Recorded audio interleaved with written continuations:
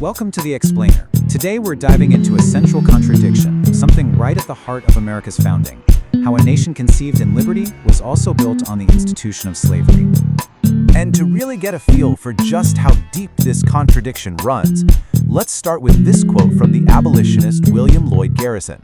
For him, the Constitution wasn't this sacred document of freedom. No, he saw it as a profound moral failure because of the way it compromised on and even protected slavery. So this really brings us to the big question we're going to explore. How on earth did the United States, a nation founded on these incredible ideals of liberty, square that with the brutal reality of human bondage for millions of people living there? Okay, so let's start by just digging right into this fundamental conflict. We're going to look at the paradox between what America said it was about, freedom, and what it actually did, right from the very beginning. Right from the get-go, the nation's birth was marked by this deep, bitter irony. The founding documents are filled with language about liberty and equality, but in practice, the country was building a racial caste system at the exact same time, where freedom was denied to millions simply because of their African heritage. Alright, next up, we're going to see how this wasn't just some philosophical problem. No, this contradiction was deliberately and systematically stitched right into the nation's legal and political fabric. So picture this, it's 1787, the Constitutional Convention, and this whole contradiction just comes to a boil.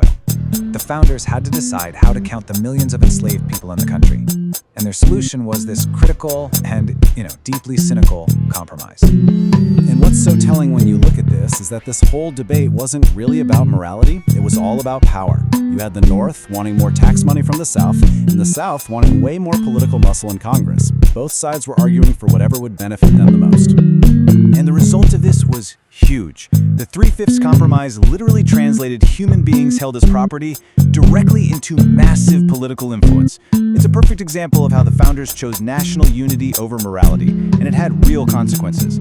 This shaped federal laws for decades and even tipped presidential elections. Thomas Jefferson's victory in 1800, that was pretty much secured by the extra electoral votes the South got from its enslaved population. So, with that political power in place, let's look at the massive, brutal economy it supported. An economy built on the buying, selling, and forced labor of human beings. The sheer scale of this human economy is just staggering. As the demand for cotton absolutely exploded in the 19th century, so did the demand for slave labor. By the time the Civil War kicked off, the enslaved population in the South had hit 4 million. 4 million people. And this ad right here, this just perfectly captures the complete dehumanization at the heart of the slave economy. This wasn't some rare, shocking thing. This was just business as usual. Human beings, choice Gold Coast slaves, are listed for sale right alongside rum and spices, as if they were just another product on a shelf. The domestic slave trade was the engine that fed the Cotton Kingdom, and it was horrifically brutal. We're talking about over 1 million people sold down the river, often marched for hundreds of miles chained together in groups called coffles. Families were constantly and casually torn apart. Some plantations even became known as breeding farms, where enslaved women were subjected to systematic rape to produce more children to be sold for profit. But, and this is so important to remember, this brutal system did not go unchallenged. Even in the face of all this dehumanization, the human spirit fought back. Resistance was a constant in all kinds of different ways through the entire history of American slavery. Right from the very beginning, you see these organized violent revolts cropping up. These weren't just isolated incidents, they were part of a continuous, desperate struggle for liberation. You see everything from plots to burn entire cities to thousands of people fleeing to join the British during the Revolutionary War. But resistance wasn't always a huge, open revolt. It often took more hidden and subtle forms. And one of the forms most feared by enslavers was the use of poison. This was a practice with deep cultural roots in West Africa, often carried out by women who used their knowledge of herbs and roots to covertly fight back. And what's really fascinating here is how modern scholarship encourages us to see these acts differently. Instead of just labeling it murder, some historians argue it should be understood as a form of self-defense or even justice. They see it as an application of African cultural norms or protocol against an oppressive system that offered absolutely no legal path to safety or freedom.